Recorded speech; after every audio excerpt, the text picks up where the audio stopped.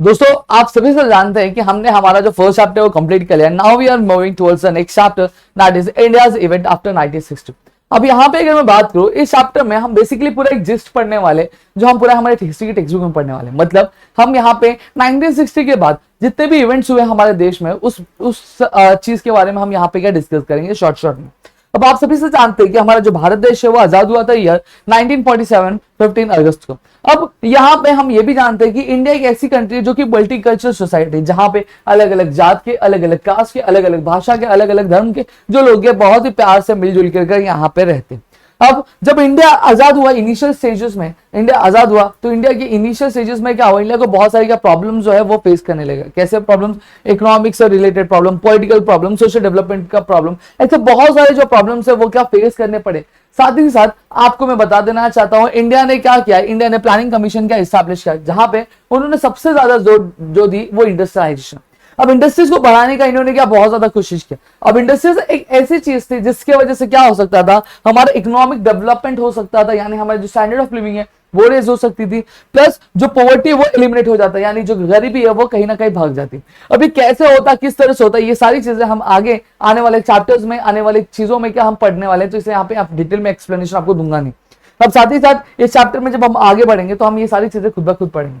अब यहाँ पे डिकेड पढ़ते, अब बेसिकली हम पूरा जो चैप्टर है वो डिकेड्स में डिवाइड किया है। 1960, 1970, 1980 इस डिकेड्स में क्या डिवाइड किया है, तो हम वो पढ़ेंगे। डिकेड मतलब क्या होता है, 10 साल का जो एक ड्यूरेशन होता है उसको हम लोग क्या बोलते हैं, डिकेड बोलते हैं। 10 साल का ड्यूरेशन एक डिकेड, 10 साल का दो, यानी 20 साल के दो, तो उसको दो डिकेड। अब 1960 एक ऐसा इवेंट, एक ऐसा डिकेड जहां पे बहुत सारी सिचुएशंस हुए, बहुत सारे इवेंट हुए, और उन सब का इवेंट का एक बहुत ही गहरा इंपैक्ट हमें किस पर देखने मिला, हमें पॉलिटिकल सिचुएशन जो थी इंडिया का उस पर देखने मिला। अब वहीं पे अगर मैं बात करूं तो यही एक ऐसा डिकेड था जहां पे गोवा, दीव, दमन जो है पोर्चुगीज के रूल से क्या रिलीज होके उसने हमारी कंट्री को ज्वाइन कर लिया और इंडियन फेडरेशन का क्या बन गया था, एक पार्ट बन गया था। जहां पर हमारे देश के लिए खुशी की बात थी कि हमारे साथ की कुछ और लोग भी जुड़ रहे। वहीं पे आपको मैं बता देना चाहता हूं कि आपके एक टेंशन अराइज हो रहा था। कहां पे हो रहा था? आपके इंडिया और चाइना के बीच में एक टेंशन अराइज हुआ था आपके 1950 में। किस चीज का? बेसिकली जो अरुणाचल प्रदेश वाला जो बॉर्डर है वहां पे क्या टेंशन अराइज हुआ था, किसको लेकर? बॉर्डर को लेकर, जहां पे चाइनीज ये बोल रहे थे कि भैया ये जो बॉर्डर वाला जो इलाका है ये हमारा इलाका है, ये आपका इलाका नहीं है। तो अब ये 1950 तक ये जो माहौल पूरा बना हुआ था, कोल्ड वॉर चल रहा था, बेसिकली कोई लड़ाई नहीं हुई थी। लेकिन ईयर 1962 में क्या हुआ, मकमोहन लाइन पे क्या हो गया, लड़ाई हो गया इंडिया और चाइना के बीच में, जहां इंडिया ने क्या कर दिया था, चाइना को अच्छा खासा धूल का चढ़ा दिया था। अब हम सभी से जानते हैं कि आजाद देश के, आजाद भारत के एक पहले जो प्रधानमंत्री थे वो हमारे पंडित जवाहरलाल नेहरू थे। और पंडित जवाहरलाल नेहरू जी की अगर मैं बात करूं तो ये एक ऐसे व्यक्ति थे जिनका जो कंट्रीब्यूशन आपके इंडिया की फॉरेन पॉलिसी को बनाने में बहुत ज्यादा रहा, जहां पे उन्होंने सोशली, इकोनॉमिक और पॉलिटिकली सारी चीजों को मद्दे रखते हुए नई नई पॉलिसी क्या फ्रेम की। इस वजह से पंडित जवाहरलाल नेहरू जी को architect of India foreign policy क्या कहा जाता था। अब यहीं पे अगर मैं बात करूं तो जहां पे इतनी सारी खुशी का माहौल चल रहा था, वहां पे एक ऐसा दुखद माहौल भी आया जहां पर क्या किया गया, जहां पर हमारे जो देश के प्रधानमंत्री यानी पंडित जवाहरलाल नेहरू जी थी, इनका देहांत हो गया ईयर 1964 में। ठीक है, अब जब 1964 में जब देहांत हुआ, तब उसके बाद जो आपके दूसरे जो प्रधानमंत्री बने वो हमारे कौन थे, हमारे लाल बहादुर शास्त्री थे। लाल बहादुर शास्त्री हमारे देश के क्या दूसरे प्रधानमंत्री बने।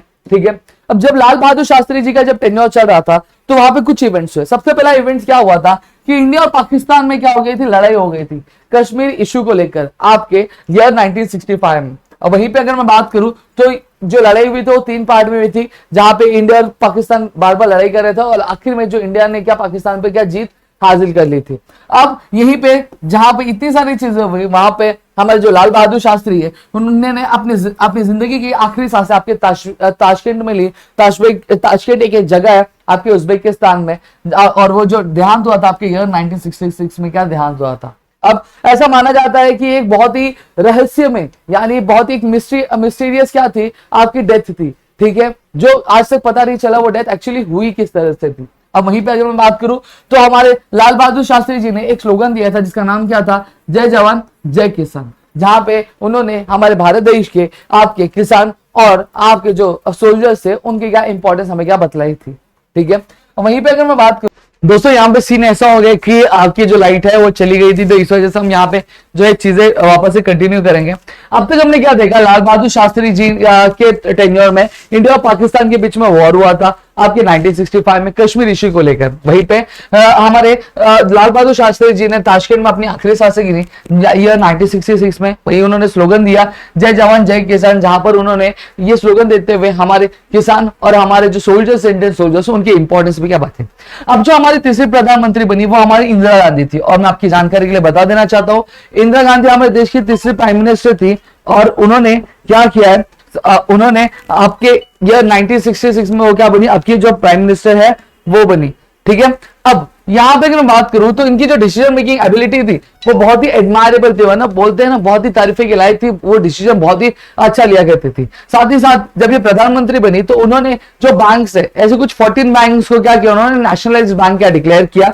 वहीं पे जो प्रिंसली स्टेट्स हुआ करते थे, जब हमारे जब हमारी बेसिकली जब हमें इंडिपेंडेंस मिल रहा था, तो वहां पे जितने भी प्रिंसली स्टेट्स थे उनके बीच में क्या हुआ, गवर्नमेंट और उनके बीच में एक ट्रीटी साइन हुई जिसके तहत उनको पेंशन दिए जाते थे। तो मैं आपकी जानकारी के लिए बता दूं, तो जब इंदिरा गांधी बनी हमारे प्रधानमंत्री, तो उन्होंने उनके पेंशन जो थे वो भी कैंसिल कर दिए।